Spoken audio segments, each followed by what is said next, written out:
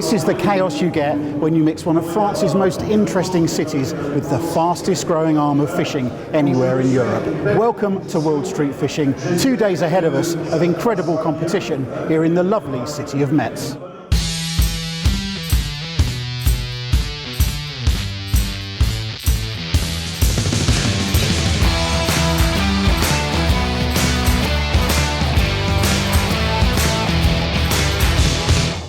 So this is a weekend all about fishing, but before we talk about that, let's have a little look around at this incredible city.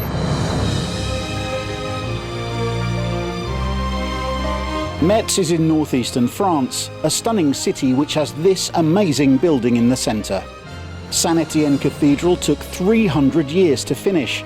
It's been standing here, 88 metres high, since the 15th century. It's got the biggest collection of stained glass anywhere in the world. It's no wonder they call it the Lantern of God. The cathedral has inspired some amazing architecture around it too. The buildings here take your breath away. There's the very old and the very new. One of the nicknames Metz has is the City of Art and Culture, and is it any wonder with amazing places like this?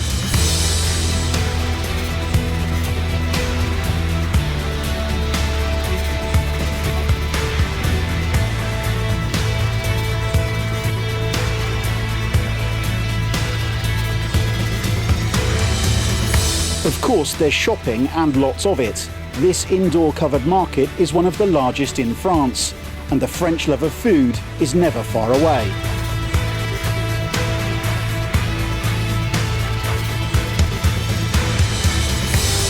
Metz is also known as the Garden City. They say there's 45 square metres of green for every single one of its 120,000 inhabitants.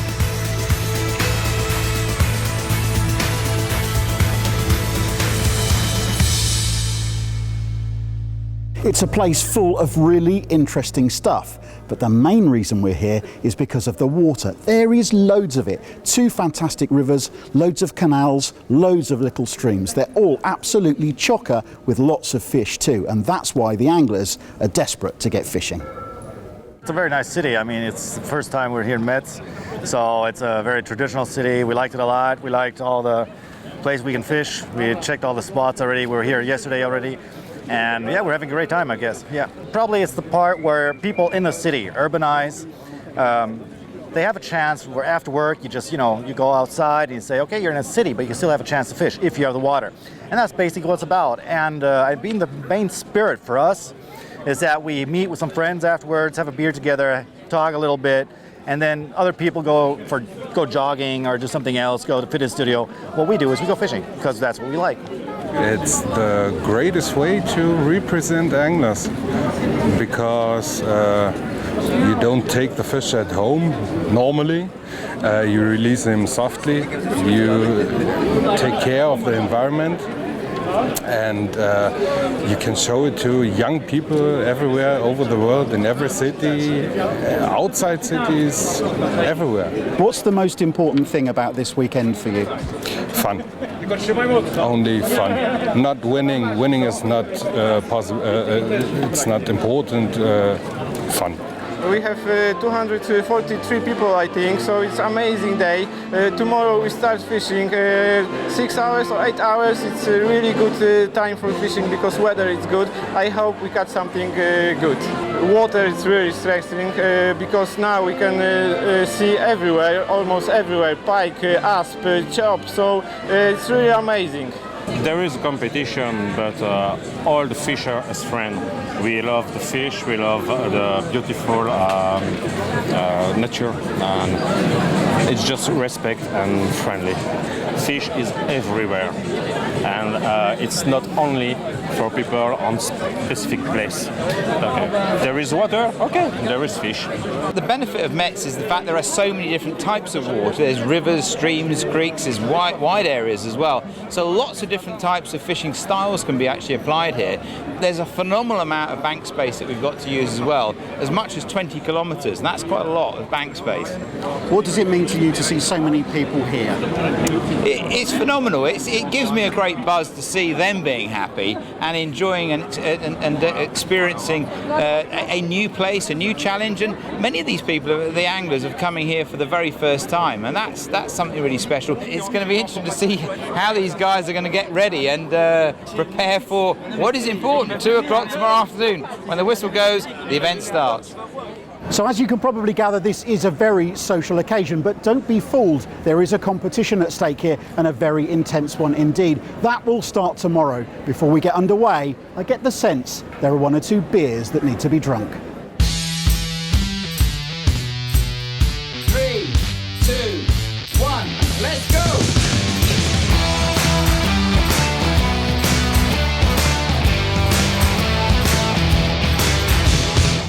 So we're well underway, and before we get started properly, I ought to introduce you to my co-commentator, Tom Lloyd. Tom, I know that you're a passionate lure angler and you've come to this competition to help with the organisation. You're taking time out to join us on the commentary and make sure that I'm not talking absolute nonsense as we go around this weekend. Isn't this a fantastic place? We're in the shadow of the cathedral, of course. It's wonderful. It's an amazing place to host an event like this. If you look around and look at the actual water they've got, there's deep water, shallow water, the vegetation and the actual life inside of the water is amazing. There's all sorts of species. If you look just down here, you'll see the amount of bait fish swimming around, and now they've got 5 species to catch, so it's completely open. We're talking about street fishing, of course, and you street fish events in England. Isn't it great to see something like this in the continent and see what the sport has to offer? Well, yeah, the main thing I like about it is seeing how the things grow, because obviously you've got your competitions in the UK, and these kinds of competitions see 50 to 100 anglers fishing them, and then you come here now and you've got 231 anglers fishing for the top place in Europe. It's amazing.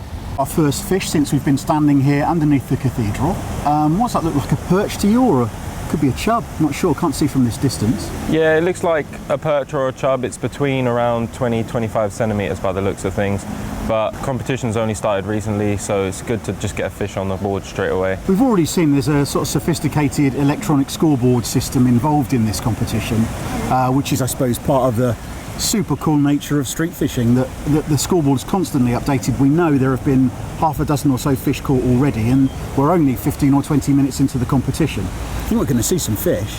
Yeah, well, with the new rules, you've got 5 species to count: perch, pike, zander, asp and chub. And they've also got smaller minimum sizes to enter a fish into the competition. So what that means is people can catch more fish, and more fish that are scoring, so they can actually submit some fish because the sizes are smaller. And it also means that they can choose which fish they submit into the scoreboard. So if you catch a perch now that's 22 centimetres because the minimum is 20, then you can choose, do you want to post that now or near the end of the day, because you might catch something bigger. It's your 5 fish in that species that count. I know how much you love your lure fishing, and I'm sure that you'd be dying to have a go in these circumstances. Have you actually had a chance to have a little look here and see what you can catch? I've had a look, but that's as far as it's gone for me, unfortunately. I've just been here on the cameras, but I've really made a plan. I'm coming back here. It looks great water, doesn't it? Yep, crystal clear. You've got loads of overhangs and perchy looking spots. There's so much oxygenation in the water, and the asp and chub are just fired up. So what you can see taking place there is the routine of recording that fish capture. So the fish are measured, nose to tail, and then a photograph is taken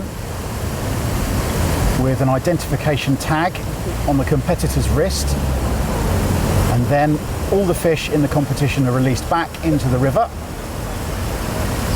Back it goes, on to the next one.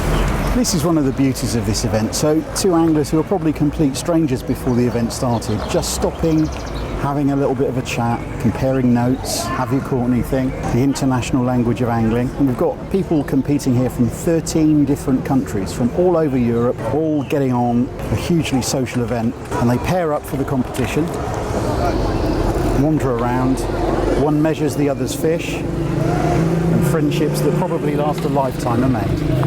So let's talk a little bit about the differing tactics that we're going to see over this weekend, because one of the beauties of coming to an event like this with so many different anglers from so many different countries, the techniques that they use, the tactics that they employ on their own street fishing scene back home will differ wherever they come from. So what are we going to be seeing?